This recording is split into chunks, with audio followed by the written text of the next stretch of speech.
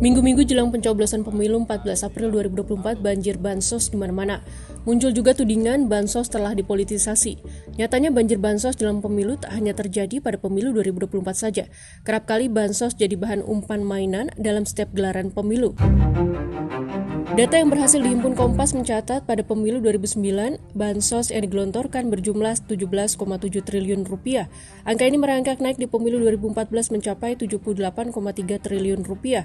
Lalu naik drastis menjadi 194,76 triliun rupiah pada pemilu 2019. Dan puncaknya di pemilu 2024 mencapai 560,36 triliun rupiah. Apakah banyaknya dana bansos yang digelontorkan bisa menjadi obat mujarab mengatasi kemiskinan? Atau sebaliknya, ada sesuatu di balik bansos? Ketua Tim Nasional Percepatan Penanggulangan Kemiskinan Elan Satriawan menjelaskan, pada hakikatnya bansos berfungsi sebagai instrumen perlindungan kepada masyarakat yang tengah mengalami kesulitan ekonomi. Namun lebih jauh dari itu, hal yang paling dibutuhkan adalah pemberdayaan ekonomi dan afirmasi. Afirmasi bisa melalui beasiswa sekolah, program lansia, dan pengentasan kemiskinan, agar masyarakat memiliki daya saing. Sementara itu, pemberdayaan ekonomi bisa dilakukan dengan pendampingan usaha, subsidi usaha, inklusi keuangan, modal usaha, peningkatan produktivitas, atau pelatihan-pelatihan untuk meningkatkan keterampilan individu. Namun upaya-upaya melakukan afirmasi dan pemberdayaan ekonomi kalah dengan gelontoran bansos yang belakangan anggarannya kian bertambah, terlebih bertepatan dengan tahun politik.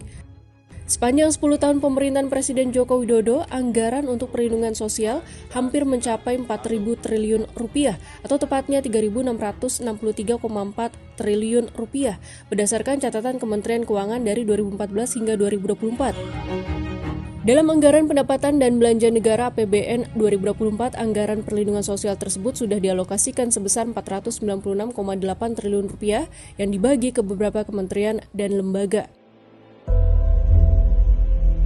Dalam faktanya, sejak 2015 hingga 2023, anggaran jumbo ini tak kunjung menurunkan angka kemiskinan sesuai target Rencana Pembangunan Jangka Menengah Nasional atau RPJMN.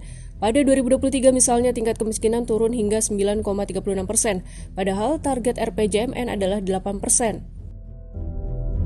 Peneliti Pusat Riset Kependudukan Badan Riset dan Inovasi Nasional BRIN Yanu Endar Prasetyo menyebut, salah satu problematika yang dihadapi dalam tata kelola bansos adalah belum adanya peta jalan atau roadmap yang komprehensif terkait dengan bansos bagi kelompok rentan, termasuk tidak ada acuan khusus kapan bansos diberikan dan kapan dihentikan.